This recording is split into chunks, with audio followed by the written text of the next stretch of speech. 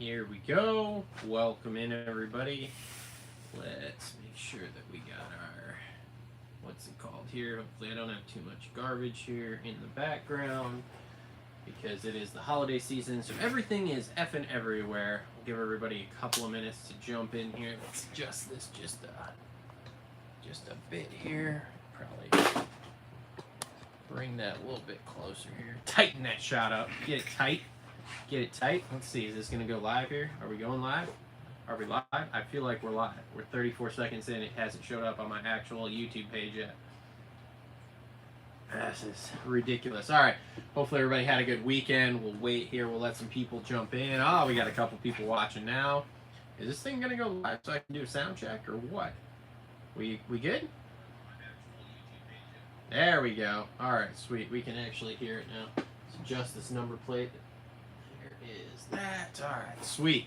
Okay, welcome in, everybody. Welcome in, welcome in. Oh, apparently no one wants to join us today. Well, this is going to be an interesting live stream of me talking to myself here then, because this is going to be 30 minutes of me just utterly and 100% talking to myself. Hopefully people come in here. We're doing live at lunch. This is episode number 5. I think we're on 5. We did 4 last week, so we're on 5 this week. Okay. So yeah. So hopefully they shoot this out to some people here. Otherwise, I'm doing this live stream just to record a video for myself, I guess. I don't know. So topic today, we're gonna talk Euro invasion here. Because we got an entire list of Europeans coming in the next year or two here to ride. There we go. Now we're starting to get some people jumping in. Make sure to jump in that chat. Again, we'll answer questions and talk all sorts of fun stuff here on this little half-hour live at lunch here, episode 5. Thanks, everybody, for joining us. Thanks to everybody who is a member. We've got about 10 of you, I think, now. At least last thing I checked, Saturday or whatever. We got about 10 of you members. So yeah, thank you all who are members on the channel here. Starting as soon as we get popping off here with the Supercross season, you guys are going to get to watch us record our main show here live, which is something not everybody gets the opportunity to do. So you guys are going to get some extra, probably raw, uncut stuff because usually we take breaks, and when we take breaks, we are just raw and off the cuff. So we'll see how that goes. I'll see how much we can let you in there. So yeah. So thanks everybody who is tuning in. Looks like we're starting to get some people funneling in here. Really appreciate you guys jumping on here live at lunch, episode 5. This is going to be a little weird. I may go on a hiatus from live at lunch here until after the holidays here, because with the holidays it messes up the work schedule a little bit here. I've got a ton of work I need to do. With doing these all last week, it was kind of rough, we'll put it that way. I didn't get quite as much done as I wanted to, so we'll see where we get to here. But I do enjoy doing these, and hopefully at some point we'll be able to do these a lot more. We'll be able to do them every single day during the week, kind of like we've been doing here. But thanks everybody for joining in. Euro invasion here.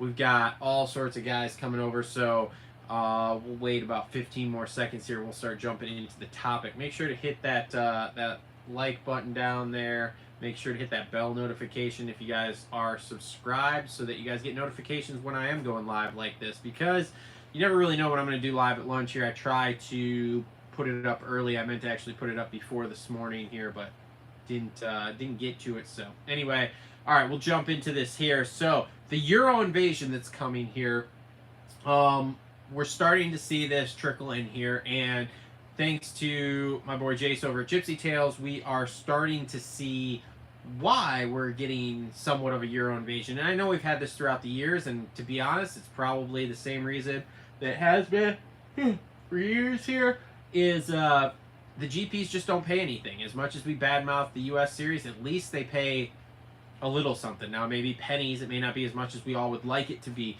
but at least they do pay something, where you go to the GPs, and the GPs, they don't pay anything. Prado's been very, very open about he doesn't get paid anything. Kai de Wolf, very open. Doesn't get paid a whole lot from the GP series. And what I mean by a whole lot is the teams themselves pay, but the actual series does not, right? So anyway, Prado came over last year, rode the first 4 rounds, I think it was, 4 rounds. He was only supposed to do 3, ended up staying for 4 because we had so many rain rounds. It was kind of like the worst kept secret that he was actually coming this year to ride full time.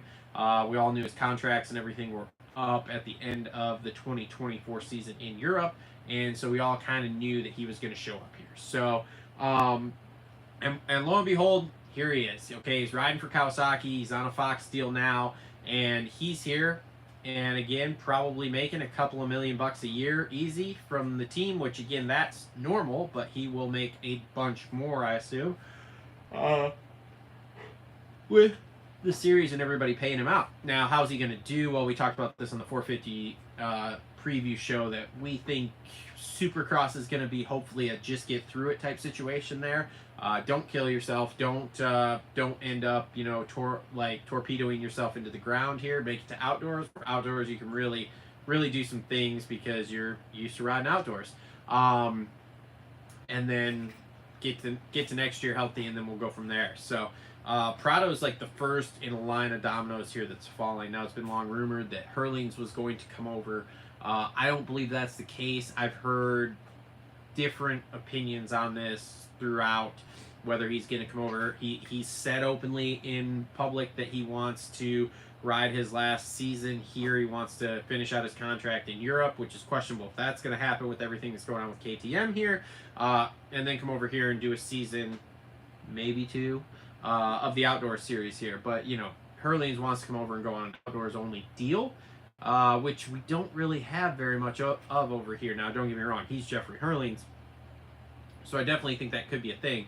But like I said, with what KTM is going through right now, I no longer know if that's a thing. I don't even know if he's going to ride in Europe this year here. Like he's a racer, but he's also not going to ride for free. Like, Jeffrey's not a freebie rider. So, yeah, so you guys can jump in the comments here. I'll be more than happy to read any of those off that you guys might have here coming up. But anyway, yeah, so we've got Prado here already. The Herlings thing is questionable. We'll see how that goes. Now, we have Kyle Wolf, I guess, would be the next big one to talk about here. Obviously, reigning MX2 world champion, going back to defend this year, but did come over and do some Supercross testing here, try it out. And the rumor mill that I'm hearing is that the Pro Circuit team is very, very interested in him. Now, the interesting thing with a lot of these Euros is a lot of these Euros that want to come over are coming over from Austrian brand teams here, which everything that's going on now, it's like, whoa, this is interesting. So anyway, so he's currently on, obviously, a Husky ride. I believe he's going to ride Husky this year, also in the GPs.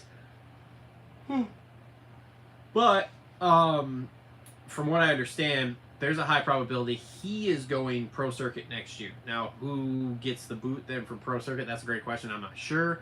But from what I understand, Pro Circuit's very, very, very interested in him come next season. And he is very, very, very interested in coming here and riding Supercross and outdoors, which will be awesome.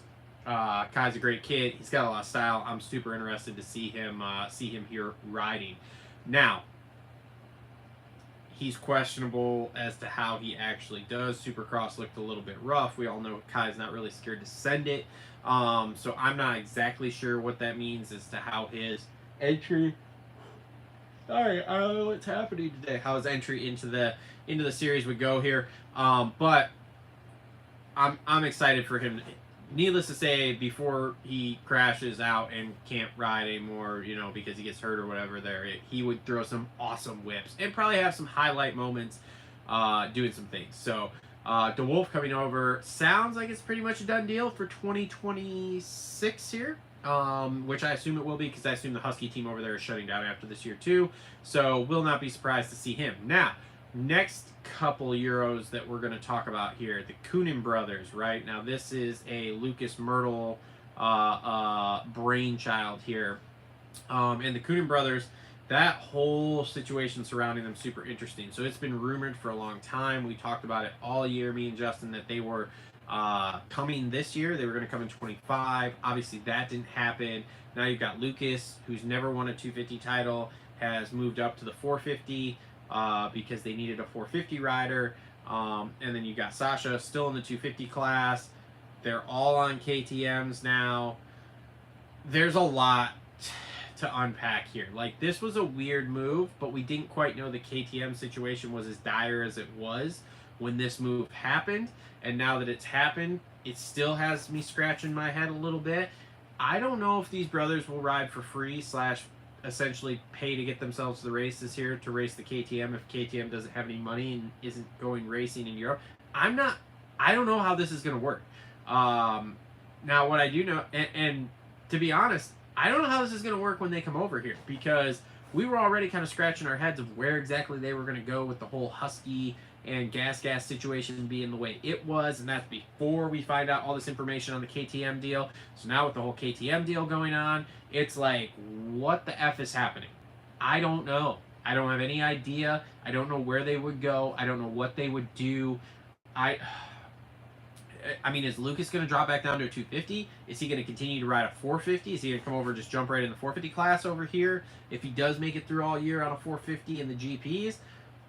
I don't know. I'm so confused with how this is going to work. And I'm sure there is tons of legwork going on behind the scenes here with Lucas Myrtle right now to try to get those boys over here on a team that's, call it, stable. But where does that land him? God, that's a great question. I don't know. And like I said, a lot of it too depends on, is Lucas going to drop back down to a 250? Because I'm not sure. This is a big question mark. Do they come over? Do they stay in the GPs, even though it's been rumored they're coming and they've talked about wanting to come, and it's been pretty open discussion here that they are coming? I don't know. There's lots of ins and outs to this that I don't have any idea what is going to happen with those guys. Because, man, there's just... And, I mean, how is Lucas going to do this year on a 450? Like I said, he's a good rider, but he hasn't even won a 250 title, and they bumped him to 450s. Now, again, that's because they needed it, and I think it was Jason Thomas kind of really walk us through this path, because I don't follow the GPs that close. I know just enough to be dangerous with them, but I'm not that close in it. And Jason Thomas walked us down a path as to why KTM had to move him to the 450 class and all this kind of stuff like that. I don't know. And then you got Liam Everett's left over there, left the KTM. He's now riding Kawasaki too. This whole KTM thing is just effing everything up with riders and teams and what's happening and where are they going and how's it happening and what are they doing. And I just don't know. I don't know where it's going to end. I don't know what's going to happen. As far as the KTM front goes, I'm 50-50 if the U.S. team makes it through the whole... I'm 80-20, 80% saying that they don't make it through the entire year. Okay, and this is KTM. We'll get to the Husky gas situation here in a second. I'm 80-20 that they make it through the entire year, which would be indoors, outdoors, and SMX. I'm 50-50 they make it through Supercross, to be honest with you. There's a lot coming down the pipes. A lot coming down the pipes here that they have $0. They are just running on absolute empty. I don't know. This is rough. And, you know, how long do Sexton and them ride for free? Great question. Now, when you get over to the Husky gas side, I'm like 80-20. That team even makes it through Supercross. Like, I think they're going to fold up by the time they're supposed to get their second payment from Europe here. Because, again, like I said, I highly doubt that any of the teams get their entire yearly budget directly deposited into the North American Racing Team's bank account here before the season starts. Like, there's just no way. There's no way. That's not how it works on any of these businesses. They probably got Q1 money in October, and they're probably supposed to get Q2 money deposited in January. That's just my assumption. I don't know really how it works, but this is weird. It's weird, and I don't know if it's going to work, and I don't know if any of these teams are going to make it. And the GP teams, same way. I'm sitting here questioning, going, we'll see. But yeah, so this whole thing is just a huge debacle, and it really screws up these Euros that are coming over because, like I said, the Coonan brothers, I don't know where they're going to go now. That's a big question. Probably Star Racing, because Star Racing just takes anybody. You know, they'll sign 1,000 riders, doesn't matter. But I'm not sure. So thanks everybody tuning in. We'll jump in the comments here. Slayer, I've seen you commenting like crazy. Okay, so Slayer's late. Had to go pick up new smart TV to watch SX and MX. Good call. First TV you've had in 10 years. I've had mine for about that same amount of time. So want to see them all coming over. Want to see Prado go after Jet and MX and Cod Wolf and Deeks race. Well, I don't know that we'll see Prado actually go after Jet in outdoors. A lot's going to depend upon if he makes it through indoors, which I question, especially because he's already hit the deck and obviously had some sort of issue because he missed the SMX press day here, or media days, whatever they were calling it there. So I have a big question mark around him actually making it through Supercross season without an injury, which is going to completely bumblefuck his outdoor season into oblivion here. And between the one-day format, the learning the tracks, all that kind of stuff, I just don't think he challenges this year. If he stays healthy next year, maybe, but whatever. Mason says Liam Everts is on Husky, not Cowie. My fault. I thought it was a Cowie. My bad. Let's put it this way. He won't be on Husky next year. So we'll see. If KTM folds, Slayer again here. If KTM folds, 6 teams go away, 3 US, 3 Europe teams, and there goes 6 teams go away between 250 and 450. 100%. Like, this is a terrible thing. But this is what happens when you don't know how to run a business. And again, I'm not one to sit here and talk. My business is definitely not in perfect or even wonderful financial straits. Like, we're going through our struggles too. Welcome to the economy in 2024. Thanks a lot, Joe Biden.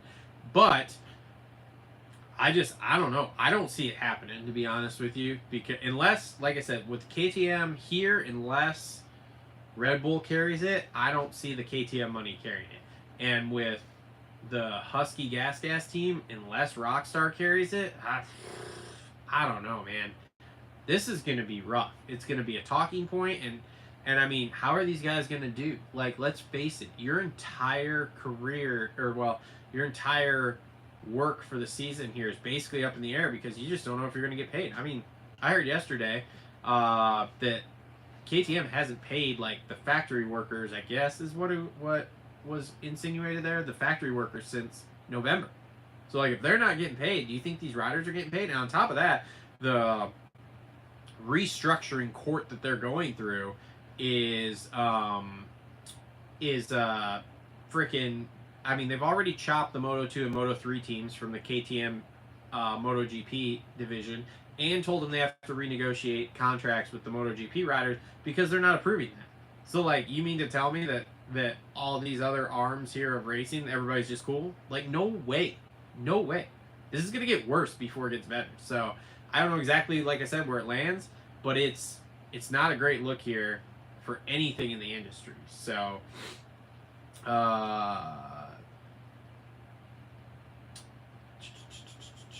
they should have raced him in MX this year, not SX.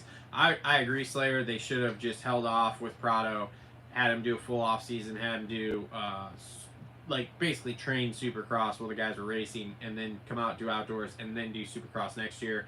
That would have been the smart thing to do. Philip, I'm not even going to attempt that last name. Who wins A1? In my opinion, it's either Jet or Tomac. I'm going to go with Jet. Tomac's going to have one of the best Januaries he's ever had to be in this fight as far as I'm concerned. I think Tomac's going to be good this year, don't get me wrong. I do think he'll win at least a race. Go check out our 450 Supercross preview show if you haven't. That dropped last Tuesday. It's out. But I'm not fully sold that Tomac's going to win A1 again. But we'll see. Stress of racing and worrying about your job would suck. Dude, be fucking terrible. We'll see another Butler Brothers deal. Maybe. I don't know. I will say, too, for everybody who does, if you're on here and you listen to the main shows in podcast form, let me just say that Spotify has one of the worst uploaders I've ever dealt with. Ever. I mean, ever. Since the show went up on YouTube on Tuesday, I have spent almost 5 days now trying to get it to upload on Spotify. And it will only upload to a certain percentage, which is random. It's different all the time. Sometimes it's 17, sometimes it's 23, sometimes it's 43% of the video podcast onto Spotify, and then it crashes. It just stops. It just crashes, won't go any farther, right? And then yesterday it took me 5 times to upload the audio only form to Spotify just to get the audio version out so you guys can listen to it on your podcast platform. So again, I apologize that took so long. But Spotify, if anyone from there is listening, paying attention, which I know you're not, you guys need to get your shit together with your uploader because it is absolutely 100% terrible. So anyway, back to talking moto. Tomac's average finish at A1 is 9th, which is crazy, but not surprising because he is not great in like his month of January is always terrible. 2022, I think, was the last time he had a really, really good month of January, and the only time he did. Mason's got a hot take. Prado isn't going to be a contender outdoors, solid top 5 guy and won't get a win. I don't think it's that hot of a take. We talked about this on the 450 preview show also. I don't think he's going to do that well in outdoors this year. Between learning all the tracks, the new bike and setup and everything you got to do with that, the one-day format, which he's done but not recently, and then coming right off a Supercross with only a couple weeks to prepare, I don't think he's going to be that good outdoors. Like, there may be a couple of races where we see these sparks of just him going crazy and he's maybe hanging with Jet for a little bit or gets a moto win or something, but I don't think he does that good outdoors. Not this year. Maybe next year. And again, that depends what the injury situation is. Can he race outdoors? How does he do in SMX? How's his Supercross prep next year? Does he make it through Supercross next year again? Like, there's so many factors to this for him to be good at outdoors. Like, if he was doing a Hurlings deal or something, like what Hurlings wants to do, where he's just going to come over and ride outdoors, okay, cool, that's fine. Then, yeah, then I can see it. I can see him being a guy to challenge Jet, to challenge Chase, to challenge these guys. But he's not. He's not doing that. He's doing everything, and I just don't think it's going to go that well for him. I don't believe that. I 100% do not believe that. He's got no time to prep for outdoors here. So, we'll have to wait and see. Yeah, so that's basically what I got here as far as the Euro invasion. So we'll go through a few more comments here, and we'll wrap this up here. Not trying to do a long one today. Annihilator Buds, I guess. Tomac raced in off season, thinking his January will be typical. Doesn't make sense. The off-season races are completely different. We all try to read into those so much, and it never. I mean, look at Webb racing, what was it? Supercross Paris last year, dude. And we all looked at it and went, oh my God, he is absolutely terrible. And then you know what? We came around to the season, there he was. So I'm not going to put too much money on it. We'll have to wait and see. I just don't, there isn't a world where I see, unless Tomac just has the best year ever in January for him, I just don't see it right now. So maybe he'll prove me wrong, but it's doubtful. That is why they should not race in SX. Yep, Deegs will not go 450 till 27. He'll go 450 outdoors in 26. Deegan will go 450 outdoors 2026. And you all can slay me in the comments here. I know what's happening. Don't worry. I'm okay with it. He's not going till 26. 26 outdoors. He'll make a debut. He'll spice things up a little bit outdoors. Does he do anything? Great question. I don't know. Let's see what the injuries look like between now and then. Okay, that's where I'm going with this whole Deegan hype train. Is he fast right now in Supercross? Yeah, he's probably test track fast. Does that translate to race fast? Does he come out and just dominate West Coast? We'll see. We'll see. I'm not super high on him winning A1 because A1's always weird. In fact, I'm more high on for A1. Deegan will probably hit the deck, to be honest with you. It's just the way that race works. So Mason, so will that be on the new team or will he put it off till 27? No. So when he goes 450 and 26, he'll still be on Star. He'll be on a Star bike. And then when he goes 450 full time in 27, that's when you'll see the Deegan 38 team roll out. So, and I don't think it depends if he wins a Supercross title this year. They're going 450 outdoors next year, 100%. And the only way I give it like a small, like maybe 5-10% chance that he goes 450 for indoors in 26. Like he just goes full time 450 in 26. And the only way that happens is if they work some deal where somebody throws so much money at them, they cannot not do it. And I'm talking, they get a $5 or $10 million deal from Ford, Toyo Tire, somebody like that, to run a Deegan 38 team in the 450 class starting then they'll go full time. But if they don't, then they'll, like I said, they'll run Star all year this year, 250s. They'll run Star 250 Supercross next year.